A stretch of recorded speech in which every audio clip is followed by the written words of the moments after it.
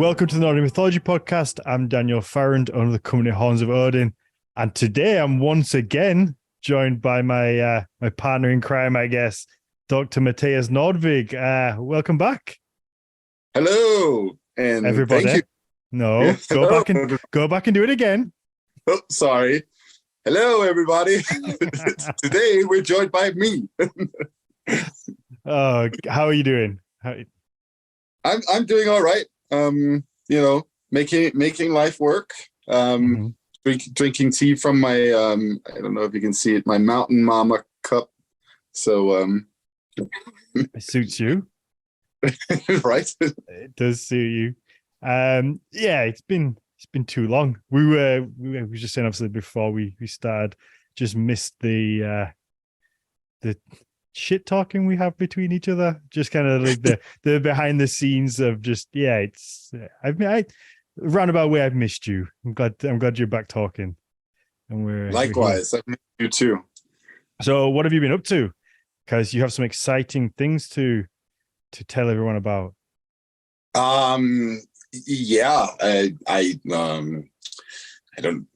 That really depends on your taste, whether or not you find it exciting. Obviously, if it's not exciting to the people listening to this, then I don't know what more of a compact audience you're going to get for it. That's true. Well, yeah. So I I left this podcast to go start my own podcast, and then now we're in deep, fierce competition. Never.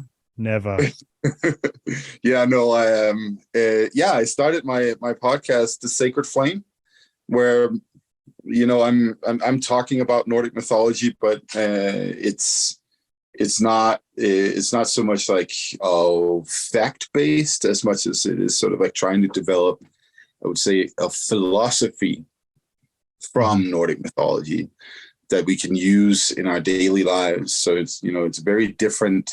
What do you call it? It's a very different perspective, right? And I'm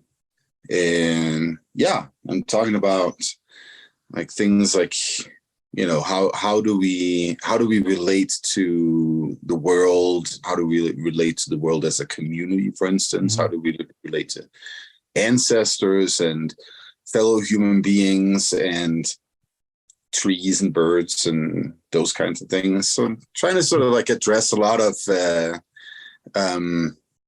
what I think are sort of core problems or issues that we as modern humans are dealing with. And yes, Kaylee, also squirrels, definitely squirrels. A lot of conversation with squirrels. I wanted to say that, but I didn't want to jump in, and then it canceled out my voice out. So I couldn't get there quick enough. Somebody please make his voice a squirrel voice from now on. Yeah, the whole. Oh, you remember when Shan did that? Shan did that. So I guess it's more of a modern perspective on how we can apply the old ways in modern times, I guess. Yeah. I mean, and how, but it's also about how to understand Nordic mythology and what is Nordic mythology. The episode I'm working on right now will be a lot of like digging into historical details about the myth of Ragnarok. While I'm still also trying to use it as a way to understand our place in the world today, and making some comments on this situation where people seem to be a little too infatuated with end of the world narratives in general. Something I think we've seen a lot of in popular culture. Like, just think about all the zombie movies, right? That's also end of the world narratives. There's been a lot of those over the last decades. Yeah. So, and I think, first of all, I'm going to guess that episode features one or two volcanoes. And I also, I guess in the last 2 years, if I had like £1 for every time somebody said, ooh, the world's ending when something bad happens, I'd probably have like £100 or something maybe. But it's people seem to say it quite a lot at the minute. Yeah, they do, right? And that's also some of the stuff that I'm getting into, like, well, what does it actually mean to think about your world ending? Just because the current situation changes does not mean that the world ends, for instance. Are there real threats to our existence? Yeah, absolutely. In different ways. There's always what was it? I think NASA predicted that in 2046, there's an asteroid that's going to get really close to Earth, may wipe out our existence. So that's something that you constantly get in the news cycle, right? These stories about, oh, NASA has found another comet or asteroid that's going to come and kill us. Just need Ben Affleck, Bruce Willis, Steve Buscemi, send them on a rocket and they can start their asteroid. Right. Yeah. Another snooze fest with John Cusack, like 2012. Oh yeah. Maybe avoid that one. Yeah. No, definitely go and check that out. Listen to Mathias's new podcast. I've seen you got a lot of good feedback on the first 2 episodes. I enjoyed them. Great. Thank you. Yeah.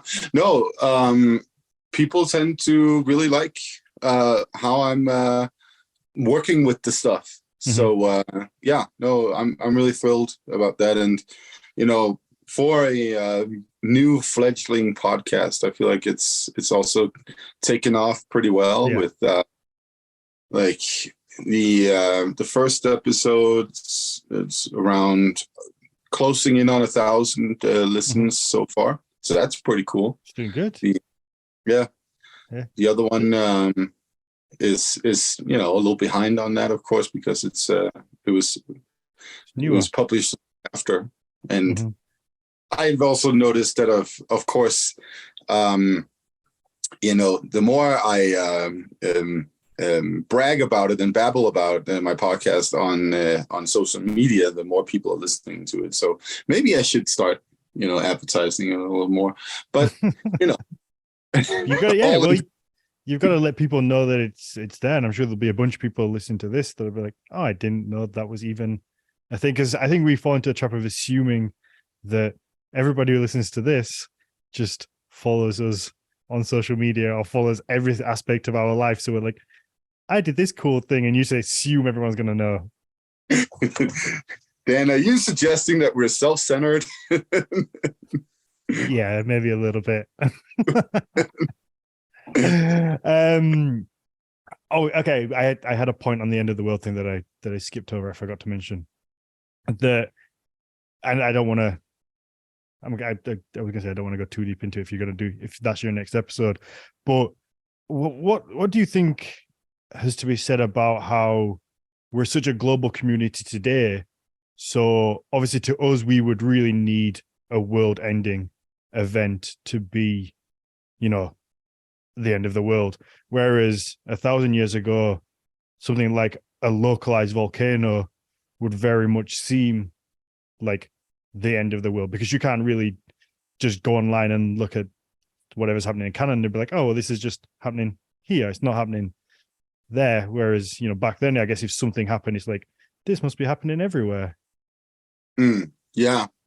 I mean, I think there's a couple of things to say about this situation of being such a globalized community, because that means too that local events occurring in some part of the world can translate into the world ending for people in another part of the world, even though there's no overlap otherwise, right? Mm-hmm.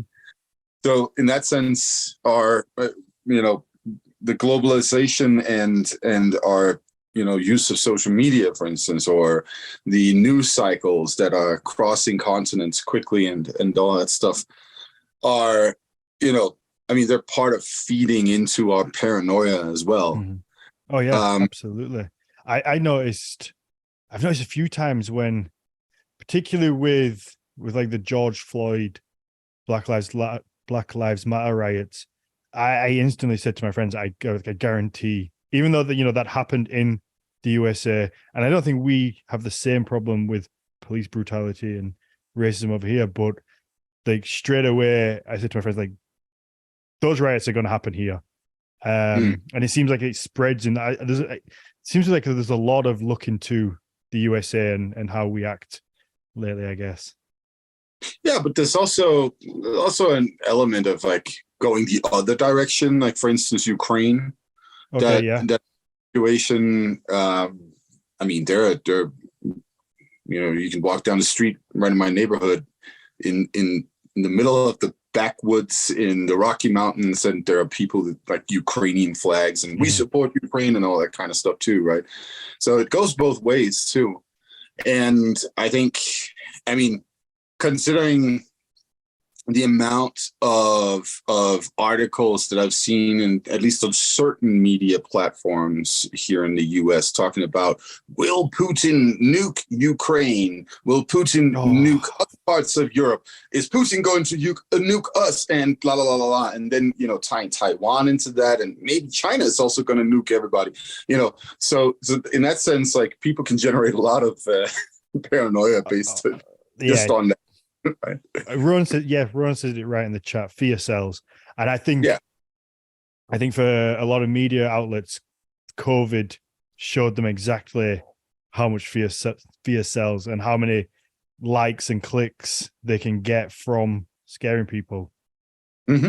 And you can see this on, like, depending on which type of media platform you're looking at. Like, you can see what they have sort of like realized their primary audience is going to be afraid of. Like, so go to Fox News, it's all about like crime and immigrants. Go to CNN, it's all about illnesses. Like, they freak people out about illnesses, and that tells you everything about what you need to know about their primary audience. They're learning. Yeah. All right, before we get ourselves into trouble, let's talk about we already got canceled right there. I think we've probably been canceled a few times and just powered on through. Just ignore it. Pretend it's not happening. Okay, should we start with Easter? Sure, let's do it. So Easter was going to be the first topic, because we're getting close to that time of the year, and every time a holiday comes about, whether it's St. Patrick's Day. St. Patrick's Day is a big one that I always see. Easter, Christmas, you always get this linking back to it's a pagan holiday.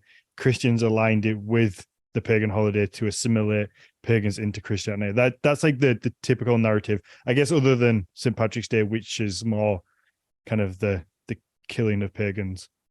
Mm-hmm. Yeah. Okay, so let me just go on a rant about St. Patrick's Day, because that was Friday. And like, I was walking to campus on my way to teach classes, and I had to run a gauntlet of drunk frat boys in the morning. The freaking morning. What time in the morning? That was that was before 10. It was between 9 and 10. So I was a little early, guys. Yeah, it is. But did one of them say, because this, I don't know, that could have been quite sexist actually, because I always seem to this always seems to be a thing that middle-aged ladies say, where it's like they have a glass of wine at 10 o'clock in the morning and they go, it's 5 o'clock somewhere. Like, I've heard that so many times, and I'm guys probably say it too, but it's just one of those things that's sticking in my mind of like, it's 5 o'clock somewhere. It's like, yeah, but not right here. So that's kind of funny, because I associate that line with some British man. Okay. Yeah, dressed in tweed, having a whiskey or something like that at like 10 o'clock. So yeah, there you go. Me holding my whiskey up. But I just don't have the tweed. Yet.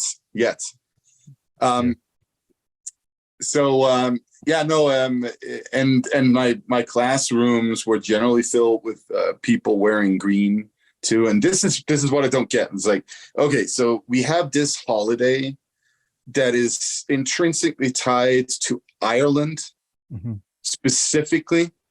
And then so over here in the US, like everybody is celebrating that. And it's like, what is that? Like, how does that work? Oh, it's like, not even that big over here. Like it's, no, I can't believe how big it is in the States. Whereas here, like it's people might go out, it's particularly if you have strong Irish connections, then you might go and have beers and it's a nice time, but it's nowhere near the same level that it seems to be in America. And yeah, I don't really get it. No, it's like this is Greater Ireland for some reason. And I'm also like, you know, those Americans who wear shirts that says "Kiss me, I'm Irish." Like, no, you're fucking not. You're American. You're not Irish. I'm on to you. Hey, a little kiss. I mean, like, I don't know how like how high the sort of like the percentage of residual Irish genetics is in the general American population. I think there was a survey maybe like a decade ago that suggested like 35 million Americans consider themselves of Irish heritage, right? Really? Is that more than the population of Ireland? Ron, whilst you're here, check the population of Ireland, please. 10 times. And, you know, and there's like, according to that same survey, it was 51 million Americans who consider themselves of German heritage. Oh, okay. And then did they do it of Scandinavia or like of most pagan? So with I think with Sweden it was 2 million, something like that. But I can't remember. Maybe it was 4 even. But regardless, point is like, yeah, sure. A lot of Americans do have Irish genetics, but so do I. Like my ancestry.com came back 3% Irish. So I can take part in this too. I have an opinion on St. Patrick's Day. They get everywhere. I'm sure. I know I'm part Irish as well. And the population of Ireland is 5 million. So at least that was like wasn't it like only 3 million a couple of years ago? I don't know. I'm not sure. But okay. Is that the rant on St. Patrick's Day, or do you have something about the day itself? Okay. Yeah. Okay. Well, but whilst we're on St. Patrick's Day, how true is the whole St. Patrick went into Ireland and got rid of the snakes, and the snakes were actually pagans, and he just killed all the pagans? Is there truth to that, or is that like one of these modern memes that's just blown up? It's just so the whole connection between snakes and pagans and stuff like that, and like getting rid of the pagans, that comes in the 19th century. So historically, if I remember correctly, we have reports on attempts to eradicate pagans, or what is considered pagans, whatever that means, in the 12th century. And before that, it doesn't seem like they were that, like concerned with non-Christians in Ireland. It seems like there are, and again, I'm not a historian on Irish history, so you have to bear with me here. But it seems like there were Christian and non-Christian communities existing side by side for a very long time after this Welsh guy named Paddy showed up in Ireland. So, I mean, no, he didn't seem to be too intent on getting rid of any pagans, and he didn't talk about them as snakes either. There's one thing that's guaranteed on St. Patrick's Day, and that is to see a meme about how people aren't celebrating St. Patrick's Day because it's all about a guy who killed the pagans to get them out. And then there's a bunch of people in the comments being really upset about it and how they hate Christianity and they're really offended about how their ancestors were killed and kicked out of Ireland or something like that. And I don't know, but it's like everybody just wants to be upset now. Yeah, I mean, it's a good occasion to bitch about something on the internet. I mean, I even did it. I I saw. posted a little story. I mean, tongue in cheek about what was it I say? Me watching everybody getting shit faced in celebration of some Welsh guy showing up in Ireland to destroy their traditions or something like that. Yeah. And I had that iconic meme of that guy who who apparently got snapshot right after his team lost. I think it was cricket or something like that, and he's like standing and looking really disgruntled. Oh yeah, I know the one you mean. No, it feels like everybody's against cancel culture until they have something that offends them. That's like upset them, and it's like, oh, now it's my turn to be the offended one. It's like I'm gonna milk this for all it's worth. Yeah, I mean, like I get it. If you're if you're constantly like worried about getting canceled for some silly opinion that you have, and then all of a sudden you can be like, haha, now I can cancel people. Yeah. You just what comes around goes around. Jump on the bandwagon. Okay, we got distracted again. Easter, because this is the other one that I see is always related to being pagan. Yeah. So, I mean, I got to put this out there. Richard Dawkins, some years ago, posted that meme about how Easter is originally a pagan holiday in the celebration of Ishtar. And I'm like, holy shit, dude. You're running around telling people who believe in stuff that they just that they're just crazy or whatever it is that you're saying, and then you post this nonsense. That was really impressive. I hope he listens to our podcast. I mean, we can just get people to tag him in it. Yeah, let's do that. Just tag him loads. But yeah, no. So there are no real good sources and very little evidence for anything that connects pre-Christian celebrations in Western Europe to any like celebrations around Easter. First and foremost, what we need to keep in mind here is that Easter is celebrated on the first Sunday after the first full moon after the spring equinox. Okay? Sounds complicated. You're right. and that is a distinctly Christian timeline calendar. Is that actually how they decide when Easter is? Because I've always fucking wondered when. Because it's never the fucking same day. Calendar. Yeah, it just jumps around. Is that actually what it is? It's yes. Yeah. I've missed you. I've missed you. I've missed this kind of knowledge. So and I think this and of course what Easter is a Christian reinterpretation of the Jewish holiday Pesach, and in most European languages that the word that is used for Easter is also derived from that Hebrew word. So, for instance, in most Scandinavian countries, you would refer to Easter as påske, right? And that is just sort of like the Scandinavian version of that word, Pesach. So, but we do have these other, so in English, for instance, we have Easter, and then we have also an old German word, Ostarun, that seemed to suggest some kind of pre-Christian holiday. We don't know what that would have been because we don't have any sources that really tell us anything about what they did at Ostarun or Easter. Is that the same as the one that's spelled Ostara?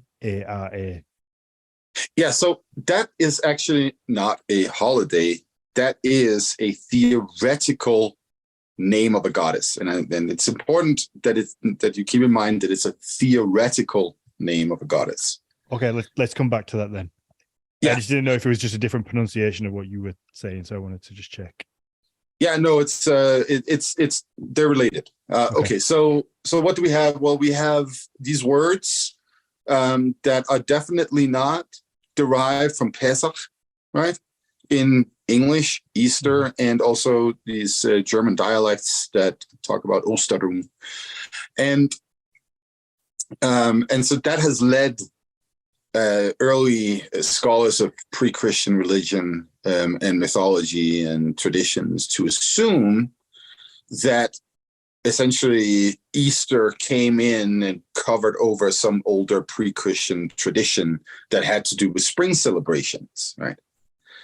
And this is where we then get to Ostara, right? Because between Eostra, the Old English word for Easter, and then Ostarun in the Old High German, right?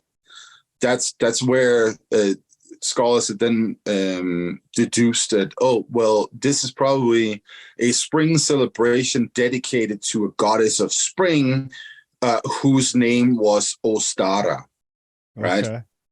Yes, because if you look at it in a sort of broader Indo-European language context, you also you have these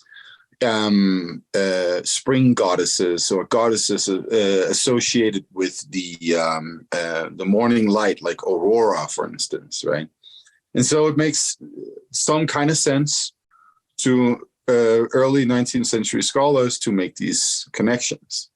And that has then become sort of this idea that there is a goddess named Ostara, and that she was celebrated by the Germanic peoples in the Rhineland area, and those who then migrated over to the British Isles and settled primarily in Kent, by the way. And that this was some sort of like goddess of the spring, and she's tied in with the morning lights of the sun in the east, right? Easter, east, and all of that stuff. And it's, you know, it's a theory, but it's not. I wouldn't say that it's like incredibly plausible one. But like then again, when it comes to pre-Christian Germanic traditions in general, most of the stuff that we think we know are more or less plausible theories, right? So it fits the general pattern in that sense. But keep in mind too, Luke John Murphy, who we did have on the Nordic Mythology podcast ages ago. To do Blood Eagle. Yeah, he's also researched Easter. His theory is that Eostra, in the Old English context, is actually an eponymous goddess of the, I guess they would be East Saxon and Jutes in the Kent area.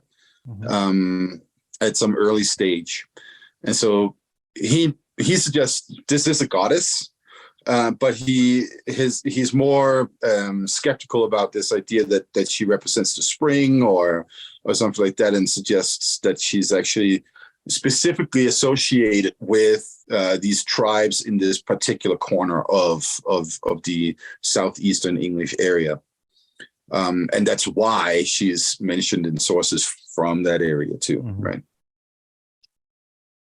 Fascinating. So yeah. I guess we just don't know. There's like you say, it's a theory, but it's not a concrete one.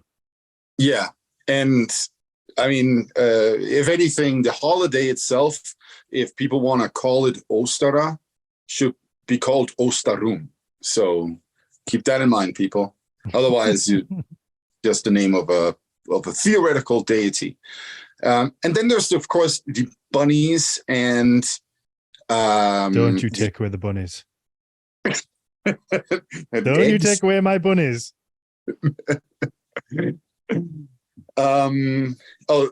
Kim asked how you spell Ostarun. So that's Ostarun. Just for anybody who's interested. Okay, bunnies and eggs. I'm not going to take them away, but I am going to tell you that stuff shows up in the medieval period, and there's no direct link to some pre-Christian fertility cult with all of that. And I mean, you can still make sort of like the connection and say, well, eggs and bunnies around springtime. I mean, it makes sense. It's just not, we don't have any sources that tells us that these ancient Germanic Vikings or whatever were running around on an Easter egg hunt, or you mean Ragnar wasn't cuddling bunnies and eating chocolate? I mean, I'd like to think so. Imagine how many more women would fall in love with him if he was cuddling bunnies and eating chocolate. Oh, absolutely, right? Like, but yeah, unfortunately, I don't think that he was. And I mean, there is one crackpot theory on how the Vikings reached Mexico in the year 1000 and something. But I don't think that's going to cut it in terms of introducing chocolate into Northern Europe. The Viking. That's it. They had chocolate. No, it feels like we're in this super weird time online, because earlier I mentioned like the news outlets and how they like fear mongering, but also we have this whole area where people get news from memes, and people just make memes of bullshit because they know there's going to get clicks, and there's nobody that fact checks it. There's nobody that makes sure it's accurate. I saw one today that was like, oh, I never knew the news was an acronym for new, like something like new entertainment and weather and sport or something, and that's what news stands for. And then there's like tons of people in the comments like, oh wow, really? I didn't know that. And it's like, no, that's not what it fucking means. But somebody made a little meme and wrote it out, and there's just a whole group of people who just go, okay, yeah, that must be true. Yep. That's so sad, man. Oh yeah, it was something like that. It was like something entertainment, weather, and sport, and but it was close enough where it made me go, I wonder if that's true. Mm-hmm. But I then like just Google it and like do a little bit of research and find out. But there's so many people don't, and they just go, okay, yeah, that's probably true, and then go on and then tell somebody else, and then they tell somebody else, and yeah. I mean, isn't it amazing? Like, as Michael Scott says in The Office at one point, Wikipedia is the most amazing thing in the world. Anybody at any time can write anything on it. It's the greatest source, right? Mm-hmm. I mean, that's that's a bit of a problem. That's how it works nowadays. Yeah, I don't know what the answer is to that either. I think the only answer is to offer quality information to people. Yesterday, I just stumbled on an actual scholar in Christian theology who's offering actual knowledge, which was just like I couldn't stop just watching his reels on Instagram, because like it was just so fascinating and great to see somebody who's like deconstructing. Like, a lot of his reels were him responding to various kinds of like crazy preachers, or I think there was also a couple of Alabama moms in there. It's like, I've just been reading the Bible and it says here that, and that kind of stuff, right? And so there's like this guy, he's like sitting there and he's like offering real knowledge on the subject, like historical context, understanding and translation of ancient Aramaic, Greek, Hebrew, and so on, right? And that's just like, that was just such a fresh moment, I would say, for the internet to run into a guy like that. Yeah, absolutely. But the problem is that it takes years of learning to get to your level, or any scholar's level. That for every one of you or him, there's 50 people who have no knowledge but can make a meme or a reel just as fucking quick with not accurate information. And so you're just fighting an uphill battle. I mean, no, not necessarily. Guys, take my classes. A little plug. I see you do that. Take Mathias' classes. Yeah, so Sophie just mentioned Archeo Death on TikTok. He also has a blog and an Instagram. Yeah, he's a British scholar. I think he's based in Chester, and his name escapes me now. Maybe everyone can pull it up. I think it's George something, and he does a lot of really cool stuff on TikTok. He did a lot of research on hogback stones, which I want to get him on. I've been trying to Howard. That's it. Yeah, I've been trying to get him on here. I'm trying to get Bob to get him on here so we can talk about hogback stones, because I'm now fascinated with them. They're pretty cool. So yeah, I'm going to try and go see some this weekend. But then that takes us into the second topic that I wanted to talk to you about. So yeah, I don't know if you'd seen recently, I've just been trying to get out in Yorkshire and visit cool places and be making a few little reels because it's a lot of fun. And in my naivety, I thought there was going to be a little document I could find that said, this is where all the cool stuff in Yorkshire is that relates to the Vikings. And it didn't exist. So I spent a bunch of hours researching all this cool little stuff. And then I found a stone. I think I may have mentioned this a couple of weeks back, a little stone in Ripon Cathedral. Because I've been trying to go to places that don't make it into the main museums. So you might be a little church somewhere that has this odd thing that's from the Viking Age that's just sat there doing nothing. So in Ripon Cathedral, they have this stone called the Sigurd stone. And it's part of a burial cross. I think it's is it the cross, the Christian cross that has the circle around it? And it features Sigurd and Fafnir, but unfortunately it's broken up into small pieces now. And they have this stone there. And for some reason, they keep it in the back and it's gathering dust. They don't let anyone see it. I emailed and asked if I could see it. They said no. And I wanted to make a little video about it. And they were like, we plan on putting it on display at some point, but that was annoying. Anyway, that got me thinking of the story of Sigurd and Fafnir pops up everywhere, time and time again, whether it's on this stone in Yorkshire, or there's that, off the top of my head, there's the bench that's in the historical museum the cultural museum in Oslo. It's in one of them. There's an old bench from the Heddle Church that's got Sigurd and Fafnir on it. And it's just this story that seems to just be the most well-known, I think, or at least that pops up the most places. So I wanted to get your thought on that and why that is. The Folk Museum, that's it. It's in the Folk Museum, and it's down in the basement, and it's really annoying because it's a beautiful bench, and it takes ages to find if you don't know where it is. Yeah. Again, you got to ask, why are they keeping it down in the basement? I don't know. Yeah, last time I was at the Folk Museum, I was actually looking for it, and I didn't find it, unfortunately. No, it took me a while, and I've been there twice, and the first time took me ages to find it. The second time I knew where it was, and I still struggled to find it.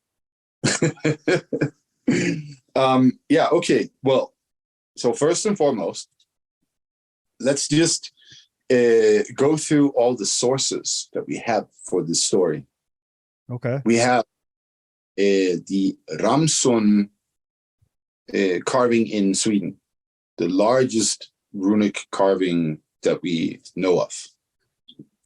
It's about 4 meters long, if I remember correctly. Okay. Then we have Hirdal in Norway, the church. And isn't there also, There's one more. There's another church in Norway that also has carvings of, like, with imagery from this story, if I remember correctly. We have the Nibelungen lead from the German area. Yes, Hyllestad. Thank you, Oba. We have the Nibelungen lead from Germany. We have the cross, the Yorkshire cross that you mentioned before. And I think there's also another carving somewhere in England that depicts this story. I think so, yeah. And then we have the heroic poetry from the Poetic Edda. So that would be the majority of the poems actually in the Poetic Edda are about Sigurd the Dragon Slayer, right? Okay. Or associated with him, yeah. Mm-hmm. Because you have, you have 9 poems, something like that, 19 with, I can't remember exactly how many poems we have in there, but yeah, most of them are about Sigurd the Dragon Slayer, Gudrun, Brynhildur, and so on, right? And then we have Snorri Sturluson's Edda, where he gives us a rundown of the story as well. Then we have Völsunga Saga, which would be the version that people are mostly familiar with. Mm-hmm. Yeah, that's where I kind of actually I lied. The first time I ever heard of the mention of it was in the movie Django Unchained, and there's a little scene where Christopher Waltz's character is telling Django about this story, but I think it's more like a German version, but he's telling him the story of Brunhild. Yeah, no, it's actually, I've always wondered about that. Well, like, and for some reason never really looked into why it is that they decided to put that narrative in that story, but that's another matter. And then you have Faroese ballads and you have Danish ballads, and there are some folk tales as well that also. And I think there's also a couple of Swedish and Norwegian folktales that are also either directly derived from it or connected to it in different ways. So what does that tell us? It tells us that this since at least the 900s, right? Because that's where we can date it back to in literature and like material evidence. Mm-hmm. Since then, it has been a very popular story, and we also have to ask ourselves. So scholarship has suggested that the origins of the story is in the 500s. With the Franks, and that a lot of some of the events that are talked about in the story relate directly to the Hunnish invasions and to kings and rulers among the Franks and Burgundians in that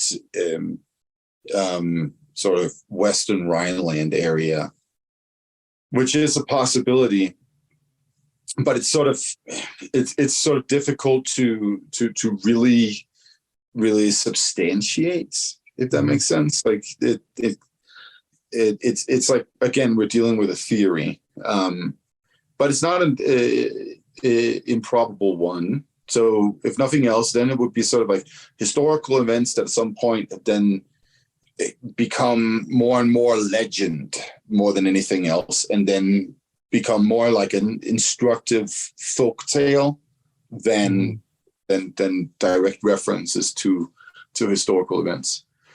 And it's just, I guess for me, if it did start in the 500s, it's fascinating that something could stay around for 400 years before it then even maybe. I mean, I assume it probably must have been written, maybe not written down, but spoken about in his travel.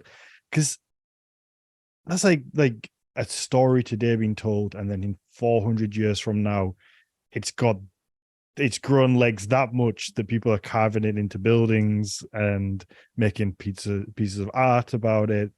And it's a long period of time for something to stick around. It's not like I don't know. I feel like it would be more believable if it was like 20 years, but like 400 years, such a long period of time. Actually, when it comes to human stories and narration, 400 years of survival is not that long. We know of stories that are thousands of years old that have, because, and so this is, you always like to make fun of my, the fact that I spent my time researching Old Norse mythology and volcanoes.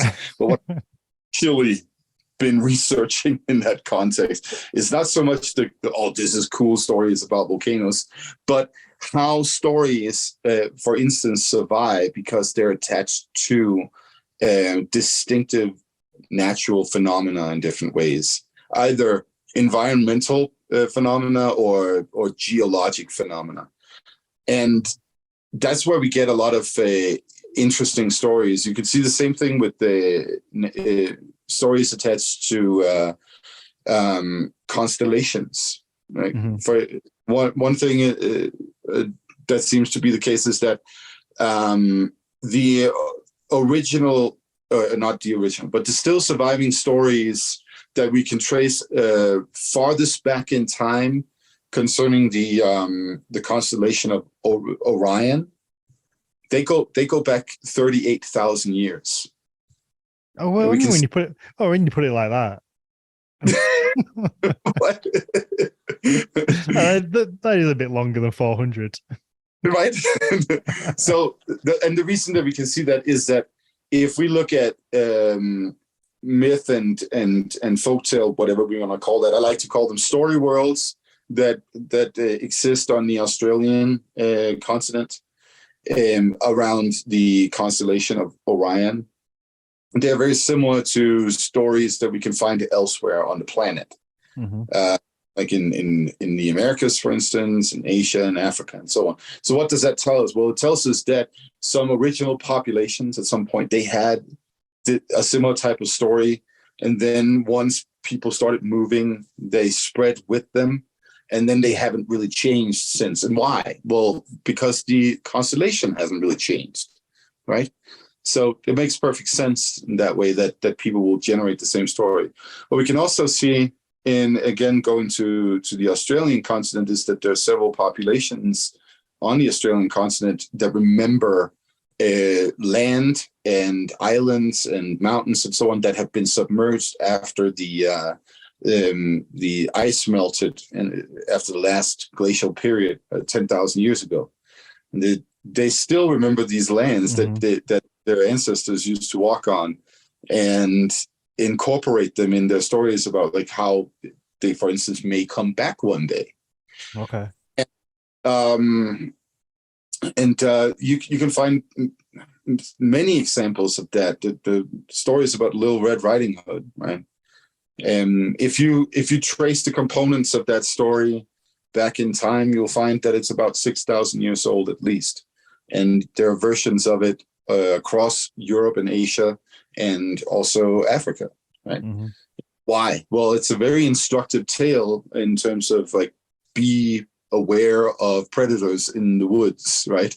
Mm-hmm. So as soon as stories have that sort of intrinsic meaning to our existence, right? Something to be aware of, or an element that's present in our reality all the time in one way or another.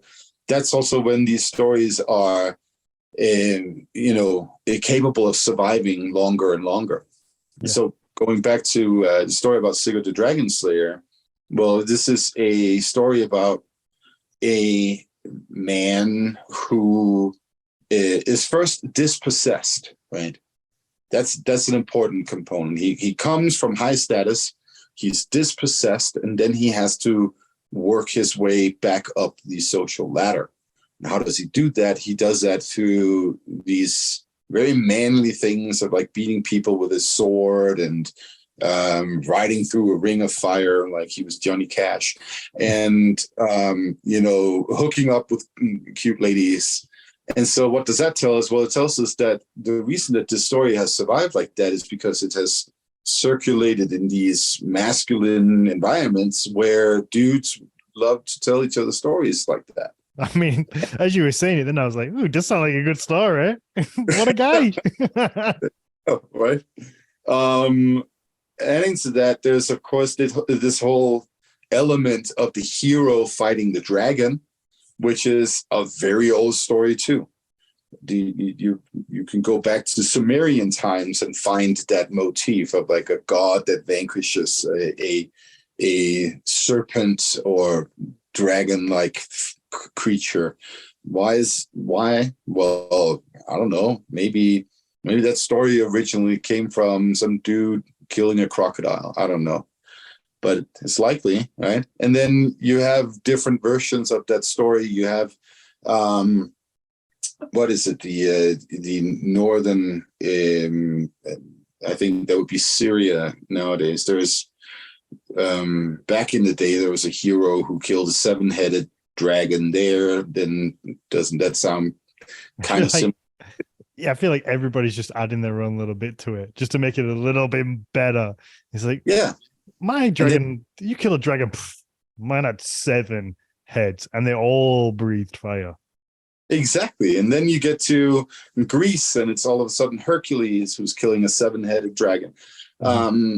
Then you go further into Europe and at some point you end with Thor fishing the Midgard serpent out of the sea, mm-hmm. and maybe or maybe not smashing its head with his hammer. Yeah. I would love to know dragons are one that's fascinated me because obviously dragons seem to appear in pretty much all cultures on every continent on the planet and in quite a similar form before obviously we had communication with each other.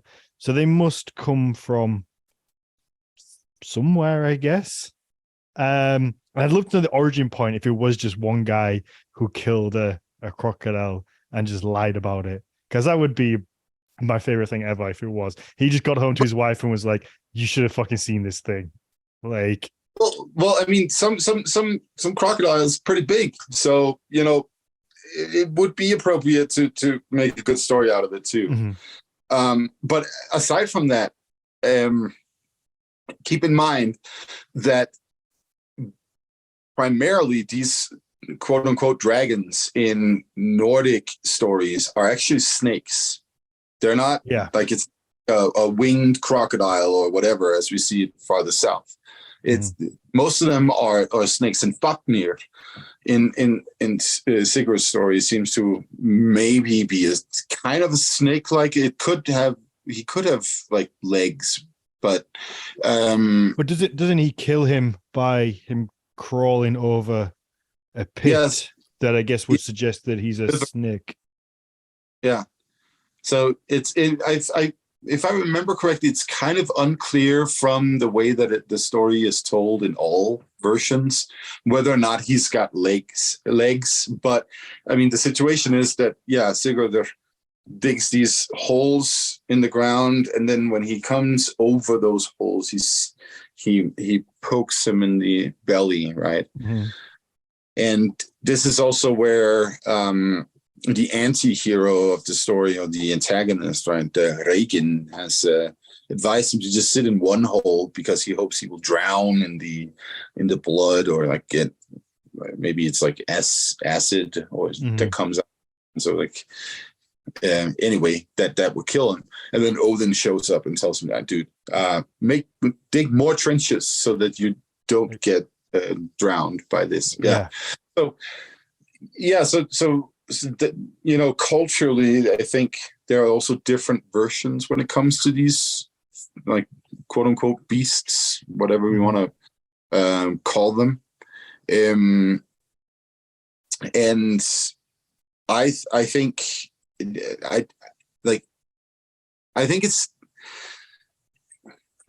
we should be very careful to sort of like try to single out one single phenomenon and say like, oh, this definitely comes from this particular thing, right? Mm-hmm. I saw somebody in the chat was like, "Oh, dinosaur bones." It's like, we all, how many dinosaur bones have people found? Yeah, sure, maybe here and there and so on. Maybe, some people over in China ran into a fossilized piece of a dinosaur somewhere, and we're like, dragons. Who knows? And it's like very difficult to sort of labor with theories like that because it's just speculation more than anything else. We could also go in other directions and say, well, what kinds of things are more have more potential to sort of like freak us out? Mm-hmm. And then again, like personally, I'm generally quite freaked out by large different kinds of animals living in the sea. Like I don't know if you've seen a Fisher King, but if there's anything that could inspire a Scandinavian to think of Jormungandr as like this like giant snake-like creature that lives in the ocean and circles the sea, Fisher Kings, right? Isn't that what they're called? These like big, long. I'm calling them something different here. I'm not sure. They're I'm mixing up the English with the Scandinavian here because like we call them herring kings in Danish. Okay. But they're called, I can't remember exactly what they're called, but they're like really, really long, silvery kind of like fish that live fairly or fish. There we go. Yes, they live pretty far down, and you mostly see them when they sort of like have died, and then they wash up on shore, and then you're like, holy shit, that is a giant sea serpent. They can get really long. Mm-hmm. So, I mean, that's where people in the Scandinavia, for instance, could have gotten these ideas from. It's the same with the Kraken, right? Like giant squids. Like if you see a giant squid, it's like, okay, that's a sea monster, right? Yeah, absolutely. So I would tend to look more towards like the things that are closer to people's everyday lives for, things that can, spark our imagination rather than maybe be like, oh, somebody found a dinosaur bone 17,000 years ago, and then that became a story about dragons that then spread across the world. It's like, sure, that's a possibility, but we can't know. Yeah. If there's one thing this podcast taught me, it's that humans are humans, whether it's now or 1,000 years ago or 2,000 years ago, or probably 10,000 years ago, because we've all done it. Probably for a lot of us, when we see a spider and then they go, it's actually the size of like a 50p piece or like an inch across. But when we're telling somebody about it, we're like, it was this big. Like, you should have seen this spider. It was like a fucking football or a soccer ball, whatever. Like, we've all done it. We've all been in that position where like, this fucker was, I thought he was going to eat me. Absolutely, right? I mean, that's how it goes. You know what? It also makes for better stories about our existence, right? Don't let a little lie get in the way of a good story. Exactly. So that's how it is. I mean, especially when there was no entertainment and you've got to tell these sagas or these stories to kind of live it up. You can see how they just get conflated and exaggerated as it goes along, just to keep it fresh, keep it new, keep it exciting. Exactly. And I guess the next storyteller has to take the one they've heard and change it a little bit so it's not complete plagiarism, maybe, and put their own spin on it to the next place. And then 400 years later, you've got a man in a pit sticking a big worm with his sword. Exactly. And yeah, so to circle back to your original question, the question of like, why is this story so popular? I think if we look back to the medieval period, why was it so popular back then? Well, there's the hero who vanquishes the dragon. That's a like a generally popular motif. You know, St. George as well as an example of that. St. Michael as well. And in that high medieval period in the Christian world, of course, the dragon, that beast, is essentially, you know, representative of evil, of Satan, right? So I think that's why, you know, somebody in the 1300s, for instance, would have found the story about Sigurd the Dragon Slayer interesting and attractive, and that might also be why it's even there on, for instance, the Ramsun carving, because that's a Christian carving. The assumption is, of course, that this story was in circulation before people converted to Christianity. So Sigurd the Dragon Slayer must have had some kind of like role in pre-Christian religion. He could have. That's a possibility. We just don't know really. And then why is it some sort of like reemerged as popular? Well, one aspect of that is that, you know, this idea of the hero vanquishing the dragon is still present with us as part of like the medieval heritage of the Western world. And again, also in so many ways exemplifies that like battle against evil. Then there's of course also Tolkien, the fact that he really liked this story and used it for well, first of all, he translated it, and then secondly, he also used it in his The Lord of the Rings as like a foundation for creating that whole universe and the narrative too. So I think that's also why it's still present with us in so many ways. And yeah, like, it's just cool, isn't it? It is cool. It's a cool story, but it's also, you know, in so many ways a simple narrative. And then of course it's also a tragedy, right? I was about to say that, like the story as a whole, once you get into like Brunhild and Gunnar, like it's a heartbreaking story. Yeah. And that's also the type of stories that we like, right? Like these stories that can remind us of the good things that we have, and why we should be careful not to squander them, right? Mm-hmm. Yeah, absolutely. Perfect. Yeah. Okay. On that note, let's wrap this up, and we're gonna do. You got time for a quick Q&A? Yeah, I think so. Just see. Yeah. Sure, yeah. Let's do a quick. Yeah. Perfect. Okay. Let's wrap this up.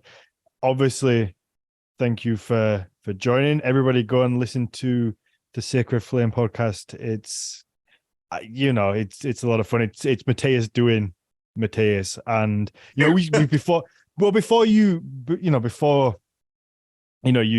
parted ways with this, like, this was a project that you spoke about to me, and it's clearly was something that it was kind of where your heart was and what you wanted to do and what you were passionate about, and that's where you always get the best workout people. Whereas for me, like, I'm still so passionate about this because I just love talking to new scholars and learning new things. And, you know, you get the best out of people when they're doing what they really want to do. Mm-hmm. Yeah. Yeah, no, it's definitely something that was sort of like building up with me, like this new project. And I could feel that I had to spend some time and energy on that. So it feels really good to have started it and to, you know, basically see where it's going. And of course, getting all of this cool feedback. Like, everybody who has reached out to say something about the new podcast have been really, really positive about it. So I'm really happy and thankful for that. Nobody has reached out yet. It was like, dude, that was shit. But you know, it's the internet. It'll happen. It will come. It will come. No, we can dispel the myths that we don't hate each other now as well. That's right. Yeah, this is.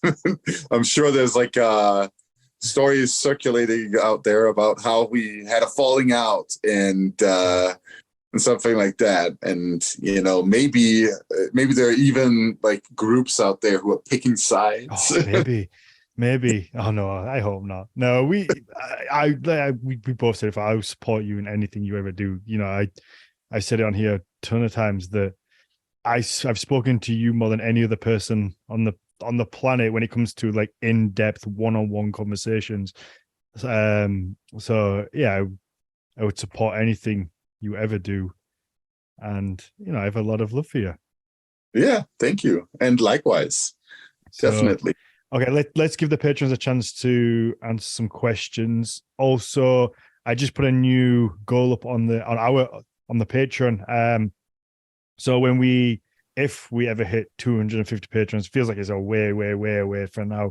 But if we ever do hit 250, because I said earlier about I've been going around Yorkshire and doing a little bit of research and going and seeing these cool little places, I would like to try and do it for like the whole of the UK, but it takes a lot of time so there isn't a database for these places. It takes a lot of time to research. There's the editing. There's a lot of stuff that goes in with it. So if we could hit 250 patrons, then I'm going to scale it out to the whole of UK and go and see a bunch of really cool places and make some short form videos for YouTube. Ron's working on the first one from Yorkshire now. So if you can, please pop over to Nordic Mythology Podcast Patreon.com/Nordic Mythology Podcast and support, even if it's it's £3 a month. It really does help and helps us just get a little bit closer to that goal. Mathias, where can people follow you, I guess? Yeah, so you can find me on Instagram by just like typing in my name, Mathias Nordvig, Nordvig, and then I should pop up there. You can also go and find my podcast on Spotify or on Google Podcasts or on Apple Podcasts. Just like write The Sacred Flame. You might have to write The Sacred Flame, Mathias Nordvig. But it should probably pop up if you write The Sacred Flame. And then, of course, also check my website, which is just mathiasnordvig.com. And there you can sign up for my rune lectures if you're interested in learning about runes in April. I will be. Yeah, so I mean, and this will be, of course, there will be live for a live audience that can be awake for mountain time here in North America. But I will also be recording them, so you can watch them afterwards if you, for instance, live in the UK or France or Germany or somewhere and are asleep at that time. It's the website is my name, mathiasnordvig.com, MathiasNordvig.com. So check it out. Ooh, yeah. No, go check it out. I'm gonna try join that. Sounds a lot of fun. Awesome. Yeah, I guess follow Mathias and everything he does. Follow me. I'm trying to catch him up in Instagram followers. I've been working really hard, posting a lot of cool stuff to try and catch you up. All right, let's get out of here. Mathias, thank you very much. And then we're going to pop over and do a Q&A. If you want to listen to the Q&A, again, they're Patreon exclusive. You get a bonus episode every week. And, we sit down with the guest for a little bit of 20 minutes to half an hour after, and you get to ask your questions. So, yes, let's go do that. Let's do it.